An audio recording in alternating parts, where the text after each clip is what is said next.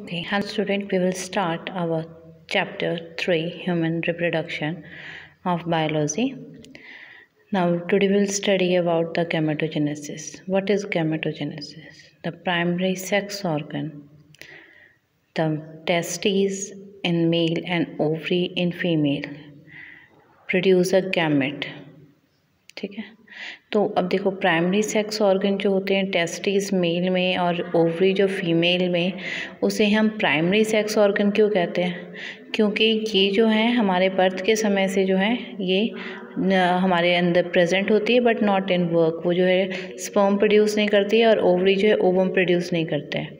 ठीक है, so that's why जो है ये क्या कहते हैं, इन्हें प्राइमरी सेक्स ऑर्गन बोलते हैं। और एक कारण और है, ये जो है जब मैच्योर हो जाते हैं, जब in the age of adolescence जब ये स्पर्म्स प्रोड्यूस करते हैं और जो है इसमें जो है क्या कहते हैं स्पर्म्स और ओवम जो प्रोड्यूस करते हैं, उसके बाद जो है ये एक हार्मोन्स भी सीक्रेट करते हैं जो जिनका नाम जैसे कि मेल में है तो वो एक हार्मोन सीक्रेट करते हैं जिसे हम बोलते हैं टेस्ट्रोजन, और जो फीमेल है उसमें करते हैं ऑस्ट्रोजन। ठीक है, ये हार्मोन भी सीक्रेट करते हैं। तो हाँ, इसमें क्या है कि जो that is the sperm and ovum respectively by the process of the called gametogenesis. अब जो ये स्पर्म्स और जो ओवम होते हैं तो इन्हें इस प्रोसेस को जो हम बोलते हैं गैमेटोजेनेसिस बोलते हैं, तो क्योंकि ये गैमेट्स होते हैं। ठीक है, so in the testis the immature male germ cell जिसे हम स्पर्मोगोनिया बोलते हैं and produce the sperms by a spermatogenesis, जो स्पर्मेटोजेनेसिस के थ्रू जो है स्पर्म प्रोड्यूस करना।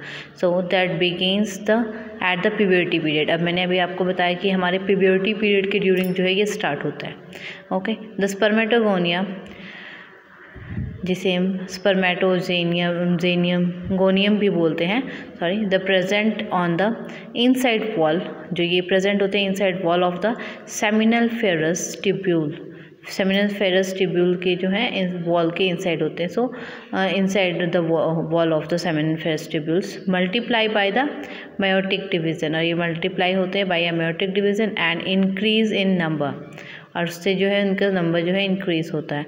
Each spermatogonium in diploid and contain a 46 chromosome. जो ये जब डिप्लॉय होते तो 46 क्रोमोसोम प्रेजेंट्स होते हैं। Some of the spermatogonia called the primary spermatocytes, कुछ जो है प्राइमरी स्पर्मेटोसाइटिस भी बोलते हैं उन्हें, and periodically undergoes the meiosis. उसके बाद जो है ये मियोसिस में जाते हैं, undergoes the. So the primary spermatocytes complete the first meiotic division. ये अपना फर्स्ट मेयोटिक डिवीज़न कंप्लीट करते हैं, रिडक्शन डिवीज़न। ठीक है, so the leading to the formation of 2 equal haploid cell, जिसे जो है 2 इक्वल हैप्लॉइड सेल जिसे हम बोलते हैं secondary spermatocytes, which have only 23 chromosome each, जिसमें सिर्फ 23 क्रोमोसोम जो है होते हैं। So the secondary spermatocytes undergoes the second meiotic division. जो सेकेंडरी होता है वो सेकेंड मेयोटिक डिवीज़न में जाते हैं। दैन उसमें जो है haploid spermatids what you know. अच्छा, अब आप क्या जानते हो, what you know what would be the number of chromosome in the spermatids? अब क्या होगा उसका number? So the spermatids are the transferred into a spermatozoa. अब वो स्पर्मेटोजोआ में ट्रांसफर हो जाते हैं, ट्रांसफॉर्म्ड हो जाते हैं, जिसे हम स्पर्म्स भी बोलते हैं, बाय द प्रोसेस। कौन से प्रोसेस से? वो होते हैं स्पर्मोजेनेसिस के प्रोसेस से।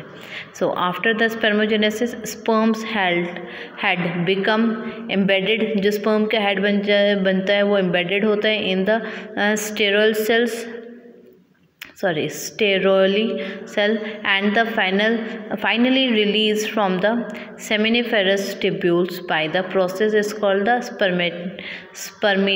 spermiation. ठीक है, the spermatogenesis start at the age of puberty. जो स्पर्मेटोजेनेसिस है वो स्टार्ट होता है प्यूबर्टी एज के during due to the significant increase in the secretion of gonadotropins released in the hormones. ठीक है, so this is if the recall of the hypothalamic hormones, ये इसलिए होता है क्योंकि जो recall होता है hypothalamic hormones के, so the increase of the level of a gonad releasing hormones then act at the anterior pituitary glands and the stimulate secrete to a gonads.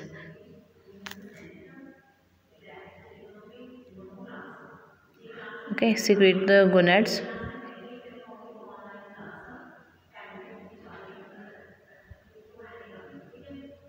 Increase the level of ठीक है. Next, the secretion of a two gonadotropins, luteinizing and the hormones जिसे LH बोलते हैं, and the follicle stimulus hormones जिसे FSH बोलते हैं. So LH act the Leydig cell and the stimulate the synthesis and secretion of the androgen in turn stimulate the process of the spermatogenesis. Now the FSH यानी कि जो follicle stimulating hormones है वो act करता है on the sterile cell and the stimulate secretion of the some factor which help in the process of the spermatogenesis, जो help करते हैं spermatogenesis के process में, secretion of some factor. So let us examine the structure of sperm. अब sperms के जो structure है वो बताती हूँ. So it is a microscopic structure, एक microscopic structure है जिसमें head, neck, ठीक है, middle piece और tail present होते हैं. So a plasma membrane envelope of the whole body of a sperms. So the sperm head consists of a contain a elongate haploid nucleus, इसमें haploid nucleus present होता है, and the interior portion of which it covered by a cap like structure, जिसका interior portion है वो cap like structure से covered होता है जिसे हम acrosome बोलते हैं. So the acrosome is filled with the enzyme. अब वो enzyme किस से filled होता है that help the fertilization of the ovum, जो help करता है उसे ovum को fertilized करने में. ठीक है, so the middle piece process the numerous mitochondria, जो न्यूमरस माइट्रोकॉन्ड्रिया, जो मिडिल पीस होता है उसमें वो उसमें माइट्रोकॉन्ड्रिया होता है. सो कि जो आपको पता ही है माइट्रोकॉन्ड्रिया क्या है, वो एनर्जी गिविंग सेल है. ठीक है, तो वहाँ पे माइट्रोकॉन्ड्रिया प्रेजेंट होता है जो कि एक एनर्जी का सोर्स है स्पर्म के लिए, जो उसे हेल्प करता है स्विम में, है ना, एनर्जी प्रोवाइड करता है. ठीक है, the process of numerous mitochondria which produce the energy of the movement of the tail that facilitate the sperm motility and essential for the fertilization, और help करता है fertilization में भी. So the human male ejaculates about the 200 to 300 million sperm. जो human male हैं वो ejaculate करते हैं 200 से 300 million sperm during the coitus.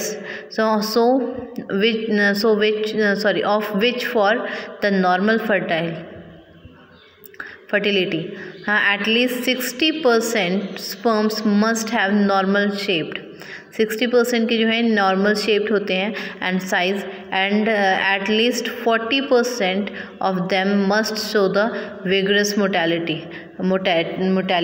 ठीक है, वो जो 40% है वो विगरस मोटेलिटी शो करते हैं.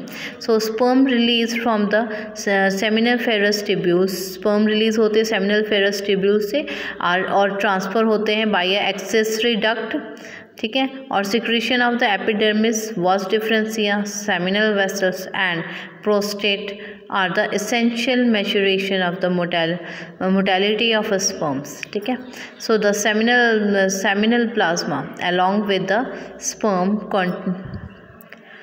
constitute of the semen.